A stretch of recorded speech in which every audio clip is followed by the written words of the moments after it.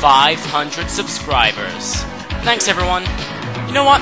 I love you guys, especially you guys that have been there from the start. You guys are awesome. As my own way of saying thanks, I'm gonna show you all how I make one of my countdowns. Sure, you see all my videos, but now I'm gonna show you behind the scenes and the process. While my countdowns mostly talk about video games, this can be transferred to make a list on any subject.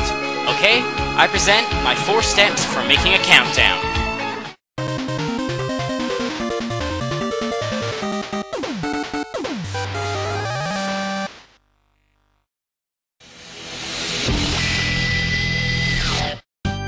This is the simple benchmark to writing a list.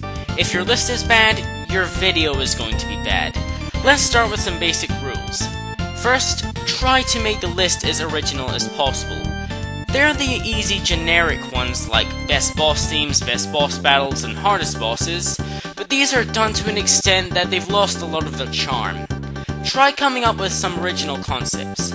If you do choose to make your own version of a list someone else has done, try to implement some rules to force you to stray from the obvious choices, and don't just blatantly copy someone's countdown.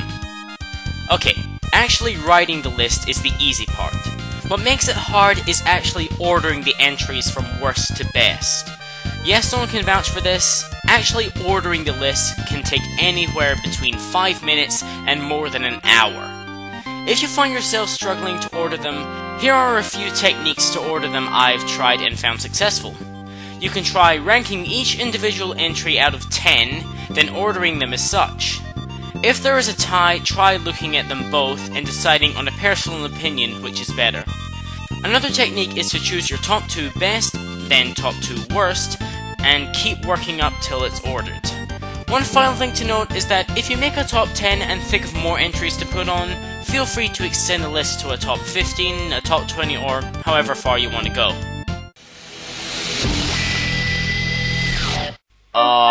This is where I really start to get stuck. I may be a good editor and a decent narrator, but this is where I really start to slip. During this step, I'm entirely unpredictable. Sometimes I can write an entire entry in 10 minutes, and sometimes I can stare at my screen for half an hour and only write 1 sentence. My only real personal advice for this I can give is to have the right environment for writing. I find that I write best in a studious or school environment, but everyone has their own ways of working. If you can tell, every countdown maker has their own style of writing. My own personal style is substance before humor. By that I mean I focus on having facts and reasons to back up my choices before I try to add humor into it. The important thing is to try and develop your own style. Now, for actually writing, it really depends on the video you're making. If you want each entry to last about a minute, try writing about 100 to 200 words per entry. The amount you write is how much time each segment will last. For example, my Yami entry from top 19 Okami bosses was more than 700 words long, and it lasted a good few minutes. As a final note, even if you are making a music countdown, I recommend you give a vocalized intro. But that's it. Do not talk over the music. This makes it hard to listen to either track and just seems sloppy. Please just use text. This next step encompasses several different aspects. Let's do them one at a time. First of all, make sure you use a good microphone, and do not use ones that are built into your computer. They are horrible. For example, mine's only a decent microphone, but I've configured the settings to make it work just as well. When recording your lines, don't rush your lines. This just makes it harder for us to understand you. Take your time. Also, if you mess up on a line, don't freak out. Just take a deep breath and restart the sentence. For example, my overrated underrated games list, I recorded like 35 minutes of dialogue, and a good portion was just crap. Gathering audio is a very important part of a video. During an entry, it helps to complement your narration with some fitting music. Depending on the entry you do, choose a fitting music track to go with it. It's best to find the best quality music. This might require a bit of searching. For example, instead of finding Metroid music on YouTube, an easier thing to do is to find a website distributing it, such as Metroid Recon. If you have to get it from YouTube, I use a program called Snip MP3 to download the music, but this is only if there is no real MP3 version on YouTube.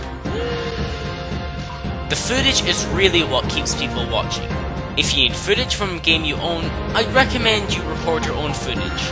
I, for example, use a Dazzle DVC-100 to record all my footage. There are more advanced versions of this device, but I really find this reliable. There are other devices that can perform this, or if you don't have that, a simple DVD recorder is sufficient. If you can't record your own footage and have to edit from YouTube, try your best to find the best footage. By this I mean it really has to look good, but also the gameplay itself has to be decent. To actually download this footage, I used to use YouTube Downloader before it became totally screwed up. Now I use something called KeepVid, which works really well. If you know something better, use it.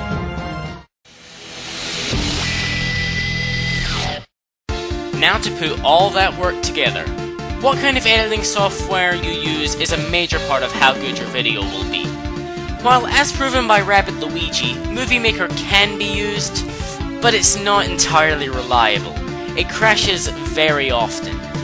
I started off using this, then for my next two I used Windows Live Movie Maker, which is good, and I still use it to convert my Dazzle footage, but it's still not fantastic.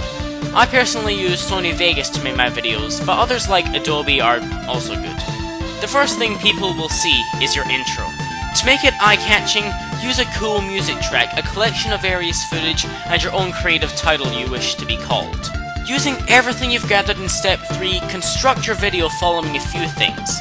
First, make sure your music track doesn't overpower your narration. Second, know what the hell you're doing. Don't just use the default text and backgrounds. People will not take you seriously if you do this. When editing a vocal countdown, when inserting the footage, make sure the footage doesn't overpower the audio. And if you're making a music countdown, please don't just use a plain image. When I see this, I just feel the need to skip ahead and ignore it altogether. Make it interesting by using footage. But once again, make sure the footage doesn't overpower the music. You want to use footage to complement the music, not the other way around.